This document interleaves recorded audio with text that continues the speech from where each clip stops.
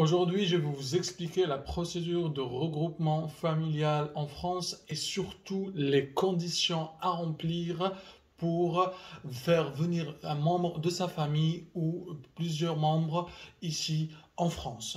Donc voilà, je vous dis bonjour et bienvenue dans cette nouvelle vidéo. Et du coup, avant de commencer, n'hésitez pas à la fin de la vidéo ou même pendant de liker cette vidéo et de vous abonner à la chaîne pour encore plus de vidéos. Du coup, voilà, comme je vous disais au début de cette vidéo, on va parler aujourd'hui du regroupement familial. Alors, ça ne sera pas une répétition dans ce qu'on a déjà dit, mais aujourd'hui, je vais surtout vous m'intéresser parce que vous avez été nombreux à me demander plus de précisions sur les conditions à remplir. Donc, du coup, la condition numéro 1, et cela toujours, moi je cite la source, qui est servicepublic.fr. Je vous mettrai le lien en bas de la vidéo, qui a été vérifié le 1er janvier 2021. Du coup, la première définition, c'est un étranger qui a un titre de séjour en France peut être rejoint par son époux et ses enfants.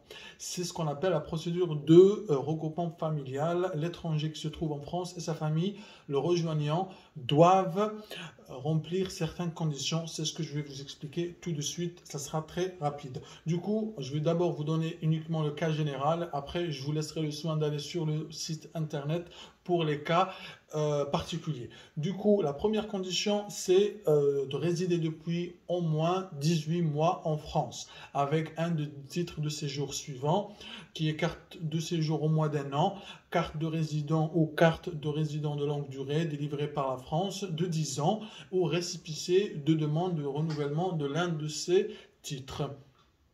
Du coup, après, il y a d'autres certaines conditions, mais surtout, je vais aller vers l'essentiel. Tout est bien, mais je vais juste vous aller vers l'essentiel. L'étranger doit justifier, surtout, ça c'est important, impérativement, l'étranger doit justifier des ressources stables et suffisantes pour l'accueil de sa famille dans de bonnes conditions. Ces ressources doivent atteindre un certain montant net, qui varie en fonction de la taille de la famille. Donc du coup, en fait, il y a un tableau.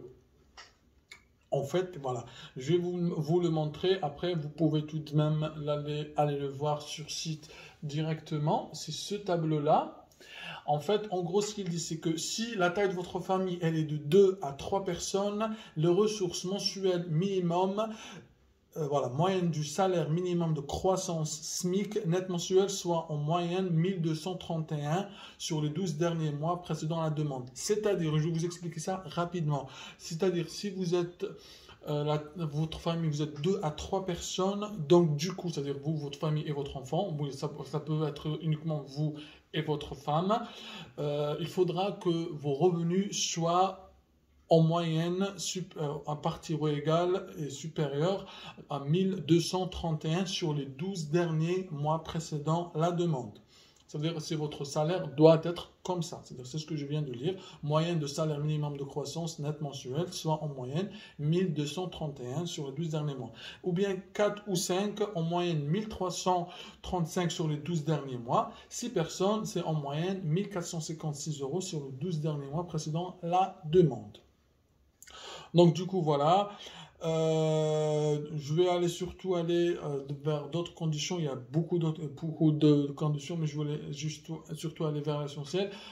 La troisième, c'est le logement. Le logement doit disposer ou justifier qu'il disposera à la date d'arrivée en France d'un logement considéré comme normal pour une famille comparable vivant dans la même région géographique. Et du coup, ce logement va satisfaire certaines conditions de salubrité et d'équipement. En fait, c'est pour ça que si vous déclenchez cette procédure de regroupement familial, un agent ou bien un inspecteur mandaté par l'OFII qui viendra inspecter votre logement afin de vérifier les conditions de salubrité et d'équipement. Vous pouvez aussi trouver ces conditions de salubrité pour déjà avoir une première idée sur l'état de votre logement en visitant surtout aussi le lien du service public qui est très bien détaillé et très bien fait. Franchement, vous allez tout trouver. Donc voilà, après il y a d'autres choses, il parle de polygamie, il parle de les ressources de couple suivantes qui sont exclues, il parle de plusieurs choses, donc du coup n'hésitez pas, si je ne peux pas tout vous expliquer parce que sinon ça va être une vidéo de 20 heures ou quoi que ce soit, donc n'hésitez pas à me solliciter comme vous le faites déjà, vous êtes très nombreux à me solliciter sur Facebook ou Instagram, donc déjà je vous remercie sur ça.